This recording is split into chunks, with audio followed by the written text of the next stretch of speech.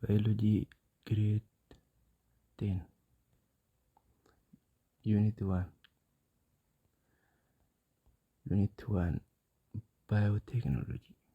What is biotechnology? Biotechnology jechuun maali?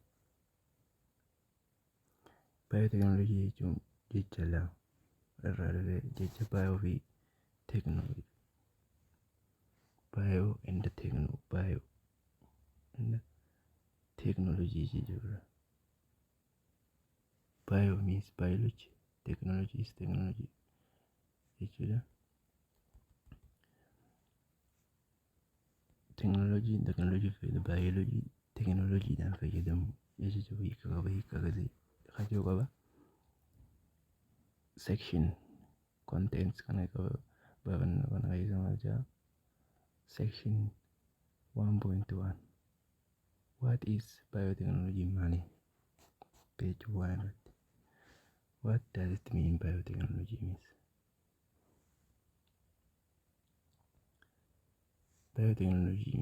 what? Define biotechnology. Define biotechnology. Discuss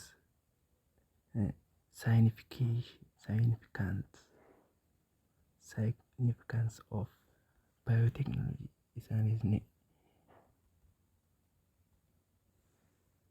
Sign godhe jechuun akka mallattoo kaaftee yoo significance of biotechnology. Explain some of the traditional uses biotechnology. Biotechnology, for example, in preparing bread, yogurt, cheese, beer, dabo tolchuudhaaf yogurt, cheese jechuun baaduu facaafamuu tolchuudhaaf, akkasumatti illee biiraa tolchuudhaaf traditional keessatti itti fayyadaman kanaan ibsita. Section 1.2 New application of biotechnology itti fayyadama ammayyummaa biotechnology. Application jechuun fayyadamu jechuudha. Application jechuun fayyadamu, uses jechuudha. Identify new application of biotechnology in agriculture. Identify new application of biotechnology in agriculture. Food production, madda nyata, medicine, energy production, madda energy, madda dawaa kennuun maddi isaanii kana irratti identify new application haarommaa itti fayyadama biology technology wajjin fayyadamu kana tokko tokkoon ibsitaaya. Tokko tokkoon ilaalaa. What is biotechnology? Biotechnology jechuun maali? Biotechnology. By the end of this section, you should be able to behold the biotechnology you define with that discuss significance of biotechnology. Significance jechuun signify jechuun mallattoo agarsiisu. Explain some of what traditional biotechnology and fakkeenyaaf preparing yogurt jechuun kan malallaa. Okay, halaalaa biotechnology. Biology as you discussed last year yeroo dabre ibsine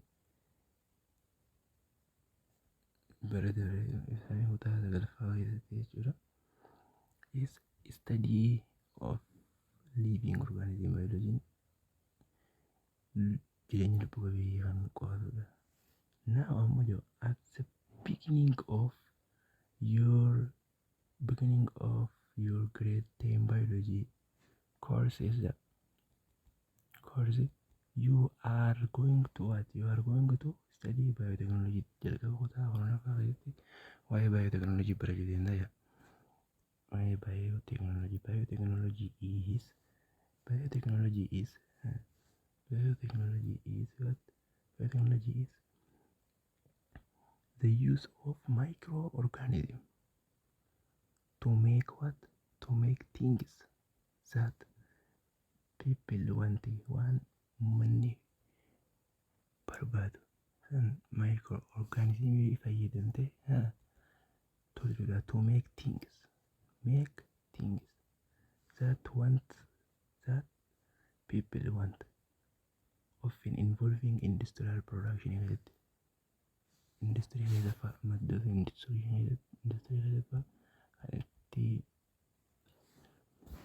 fayyadama hawaasaatiin jechuudha. Biotechnology has always been what? Extremely important. Faayidaa guddaa qaba yeroo hunda biotechnology. It involves ways of making preservation of food and making alcohol and drugs. Making the ways of making preservation. Nyaata preservation godhachuun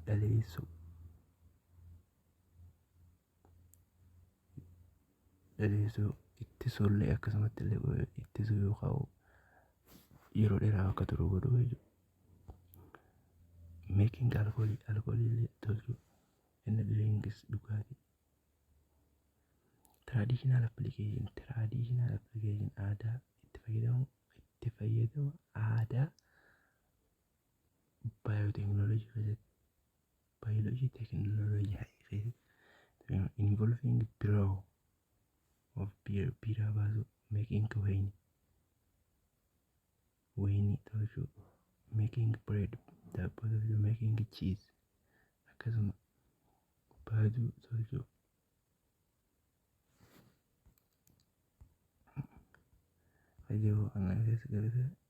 Yogurtii akkasumatti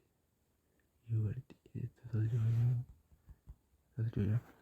Okay, modern application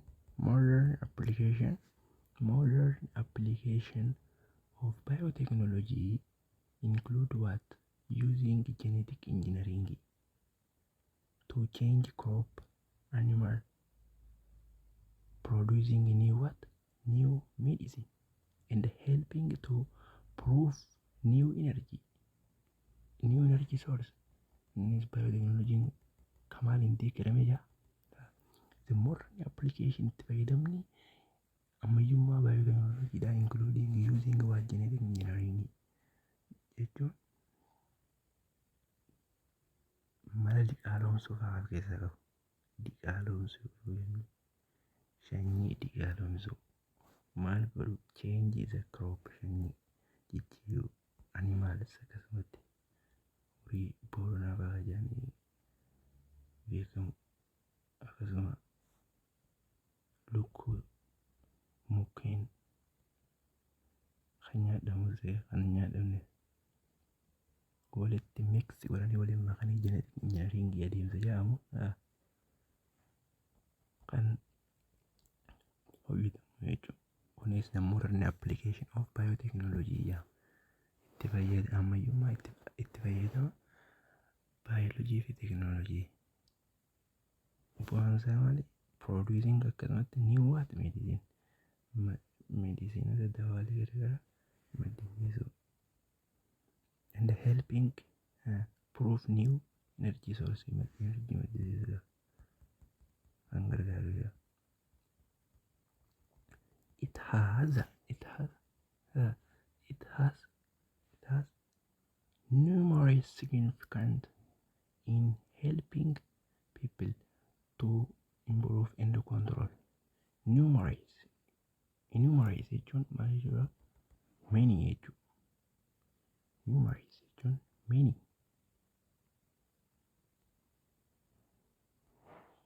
jechuun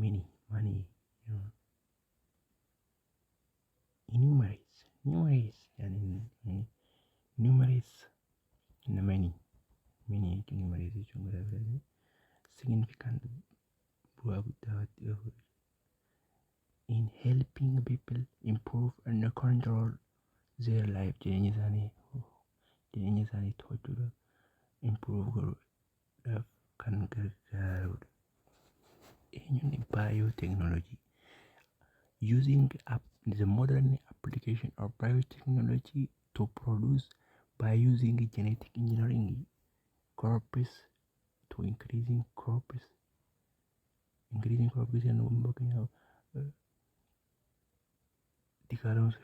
diqaalomsuu shanyii biqilootas ta'e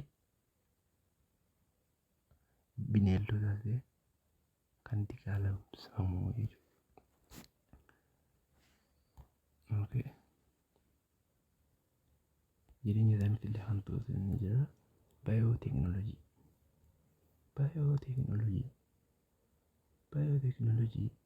is based on what? Based on microbiology. Microbiology. As you know, akkuma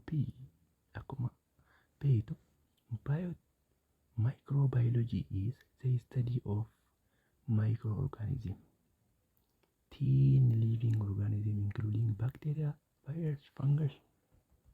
Microbiology is study about what? Microorganism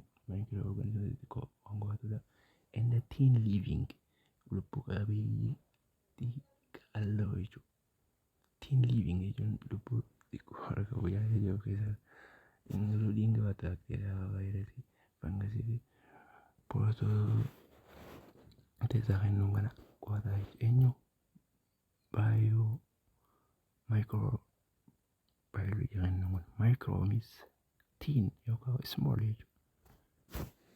Micro means what? Small. Okay. Biotechnology is the use of what? Microorganism. And to make things that people want is to involve in industrial production. Industry kan baay'ee tolee uummataaf dhalaa jechuudha. Biotechnology bifa sanii jechuudha. Jechuun microorganismii fayyadamtee waan uummanni barbaadu hojjettee uummataaf dhaleessu. Microbiology, it is study about microorganism and their effect on humans. Ammallee akkasuma effect miidhaa namarra fidanii fi waa'ee isaanii waa'ee microorganismii kan qo'atu jira. Eenyuun microbiology kennuun bacteria is unicellular cell bacteria is microorganism. Akkasuma microorganism virus is what? Virus is sub microscopic. Innis microscopic infectious agents that are unable to grow and reproduce outside of cell. Innis wanti xiqqishoodha virus inni keessatti seelii alatti kan wal horuus adeemsa nyaata sagalee qopheeffachuu hin dandeenye hagdachuu hin dandeenye unable to grow or reproduce hin danda'u jechuudha. Maalii alatti? Seelii alatti bacteria not bacteria virusiin adeemsa jiruu isaa gaggeeffachuu hin danda'u. Adeemsa jiruu isaa nyaata qopheeffachuu wal horuu guddachuu hin danda'u. Eenyuun virus without host cell kennu outside cell alatti. Fungus is a simple organism salphaadha. Often microscopic that cannot photosynthesis and feed as what?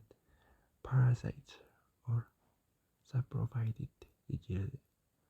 Akkamii jiraata? Inni photosynthesis gadi hin gaggeessu. Who is it? Fungus is cannot photosynthesize in the nature. Photosynthesis gaggeessuu eenyu fangasiin akkamiin nyaata parasite maxxantoota saprofaayitoota warroota du'an burkuteessuudhaan kan jiraatu protista unicellular organism unicellular ended. Okay, biotechnology which are usually what? Usually too small to be seen. Ayna isaan kun yeroo itti ija hollaadhaan hin mul'atan. Some microorganisms cause disease. Numerous many jechuudha. Okay,